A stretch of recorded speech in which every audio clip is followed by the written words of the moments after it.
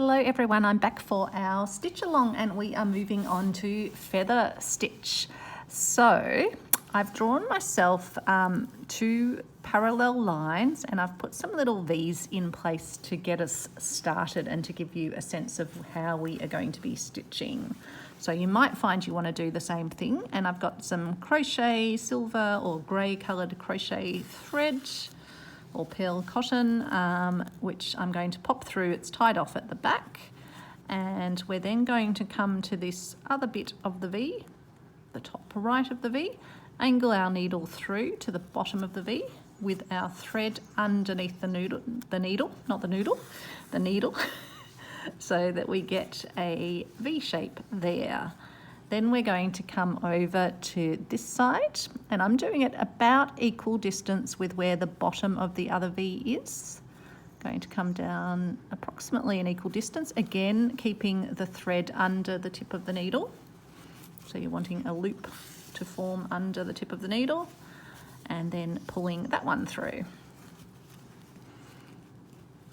And then we're going to come down from here again, angling ourselves from top to bottom of the V.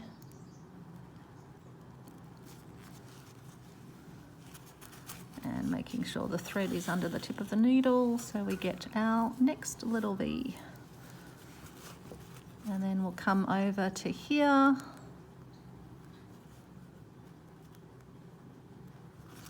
Angle it down.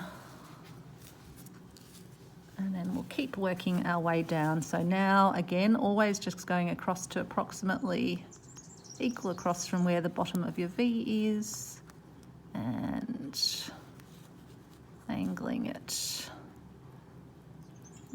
down, making sure that your thread is under the tip of the needle this direction, and pulling it through.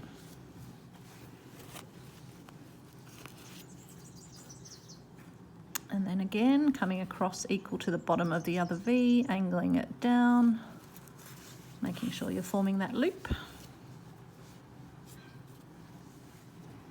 And then over here, I'll see if I can do it sitting flat against the table, might be easier for you to see. Angle it down, make sure the thread is under the tip of the needle, and then pull it through.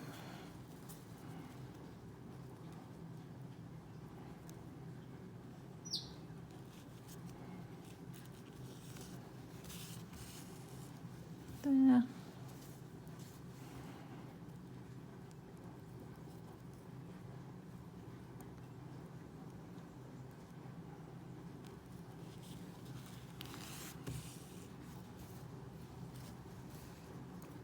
And so coming across from the bottom of the V and then angling your needle down, pulling it through.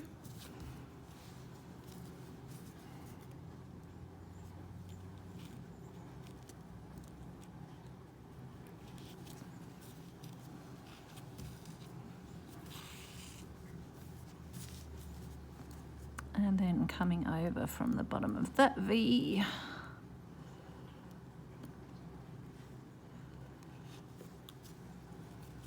Always making sure that the tip of needle is above where your thread is so you get the loop.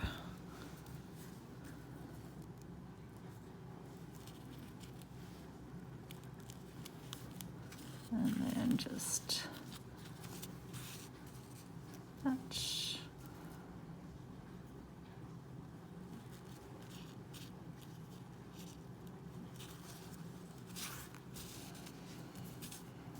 And I might put one more in, I think.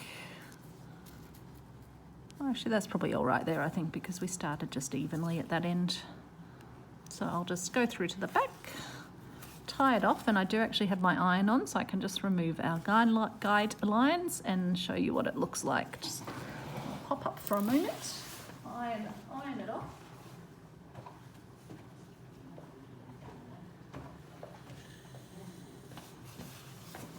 And there we go, that is our feather stitch there. So you can see the feather stitch there like that. and just makes a really lovely decorative stitch.